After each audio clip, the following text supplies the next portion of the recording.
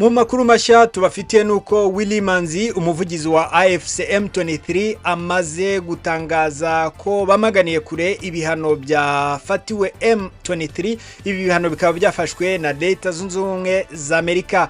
Willy Manzi yavuze ko ibi bihano bya Amerika bibangamiye amahoro kandi ko iki atari cyo bari biteze kuri Leta Zunze Ubumwe za Amerika.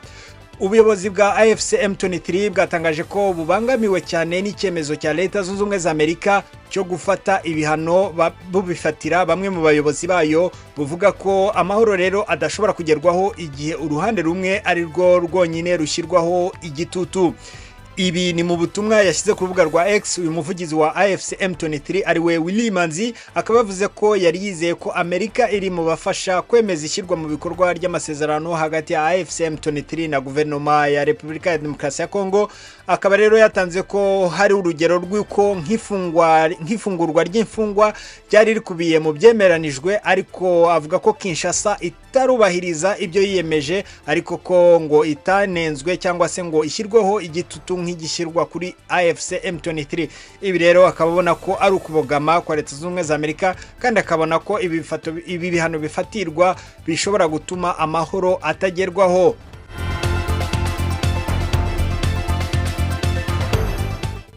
Mu itangazo yatangaje kuri Twitter yagize ati amasezerano y'amahoro ntashobora gutsinda igihe kubazwa inshingano bikorwa ku ruhande rumwe gusa.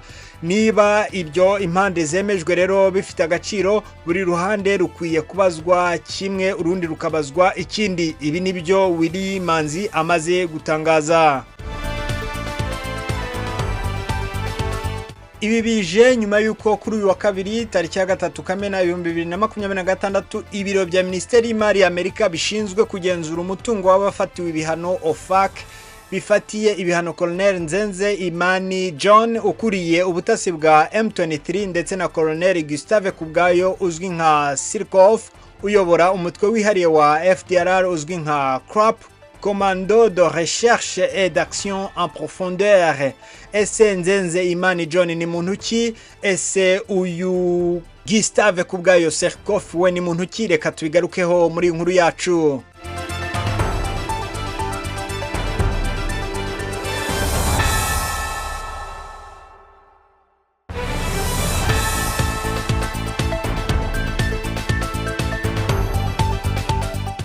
Nzenze Imani John ni muntu kireka byose tubiganiraho. Uyu Colonel Nzenze Imani John numwe mu bayobozi bakomeye ba AFC M23, ashinzwe ubutasi n'ibikorwa bya gisirikare by'uyu mutwe ndetse afatwa nk'umwe mu bafatanyabikorwa ba hafi ba Sultan Makenga, umugaba mukuru wa gisirikare wa M23. Nzenze yarasanzwe ari umwe mu bayobozi ba M23 kuva yatangira kwivumbagatanya mbere hagati ya 2012 ndetse na 2013. Aha rero muri Werurwe 2025 yari no mu bayobozi ba AFC M23 bagiriye uruzinduko muri Qatar hamwe n'umuyobozi wa politike wa AFC M23 ari we Bertrand Bisimwe mu rwego rw'ibiganiro by'amahoro byari biri gukurikiranwa na Qatar.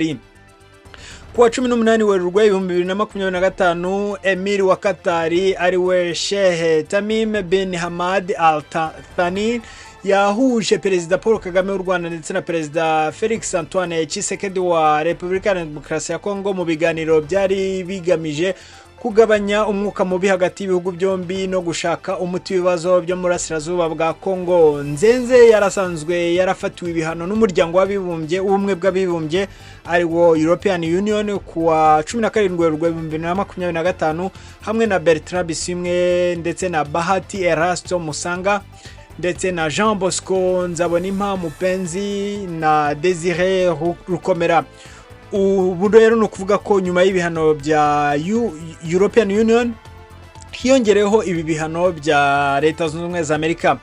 Ese ku rundi ruhande uyu Gustave Kubwayo ari we Sirkov we ni muntu ki? Uyu nundi wafatiwe ibihano akaba ari we Colonel Gustave Kubwayo alias Sirkov. Uyu akayobora umutwe wa CROP ari ryo shami ryihariye rya FDLR rishinzwe ubutasi n'ibikorwa bidasanzwe. FDLR nkuko musanzwe mu bizini umutwe witwaje intwaro washinzwe n'abahoze mu ngabo za leta yatsinzwe mu 1994 aribo XFAR mu Rwanda.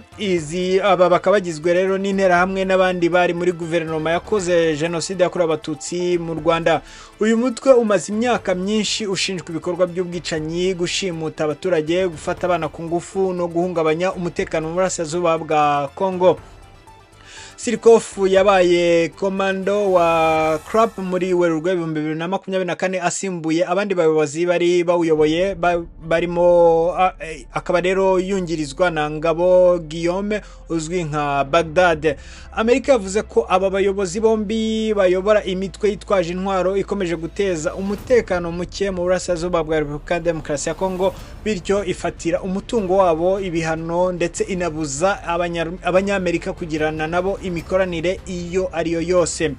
Nubwo ibi bihano ubundi badakunze gusobanura neza ibyo ari byo, badakunze gusobanura neza imitungo yafatiriwe, ariko hano baba bagaragaje ko imitungo ari yose bafite ku butaka bwa Leta Zunze Ubumwe za Amerika ifatiriwe, ndetse naho bafitemo 50% iyo mitungo yose ikabifatirwa. Bakaba banabuza umuntu wese uri muri Leta Zunze Ubumwe za Amerika kuba yagirana imikoranire yari yose n'aba bantu bafatiwe ibihano.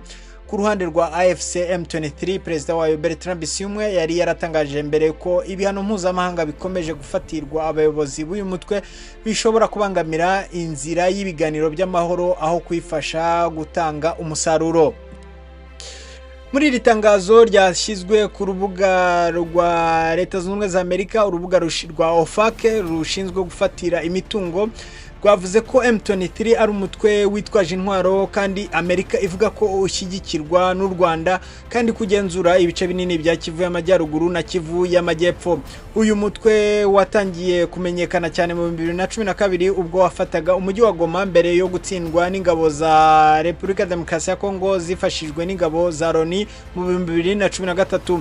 Muri Mata 2024 M23 yafashe umujyi wa Rubaya aho hacukurwa rero amabuye ya coltan akoreshwa cyane mu gukora ibikoresho by'ikoranabuhanga. Kuri uyu wa 15 Gushyingo 2025 guverinoma ya Congo na M23 ubasinyanye amasezerano y'amahoro muri Katari. Nyuma y'ayo masezerano M23 yafashe umujyi wa Uvira nubwo nyuma yaje kuvamo.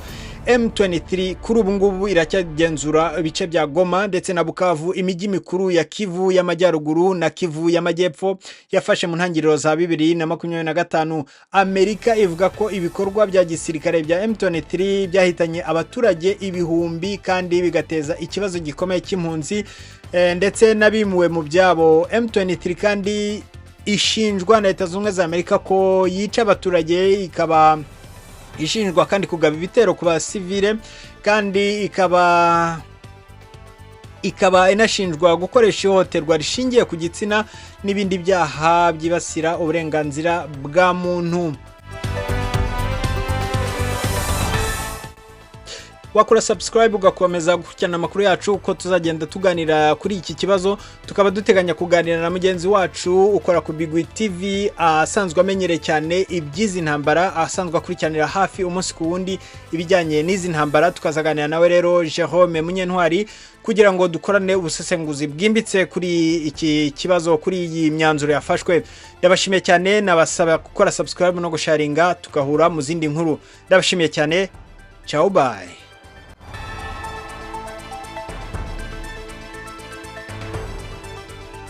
Makuru, no heri nziza. Amakuru. Amazing.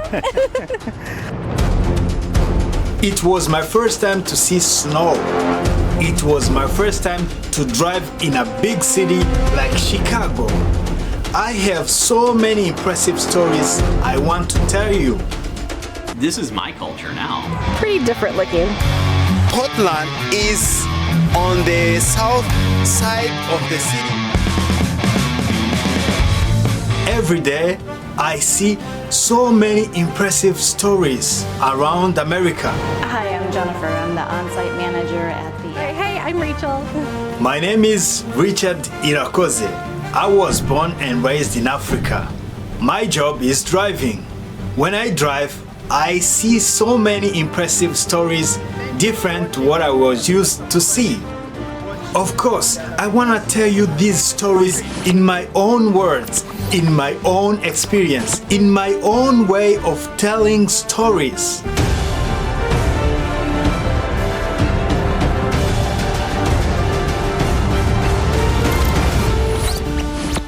Please consider subscribing to our YouTube channel so you can see the impressive stories I come across and I see every day when I drive around. Subscribing will help me to grow. Maraho, maraho. Amakuru. Something like that. I'm sorry. Yes, that's it. Okay, thank you.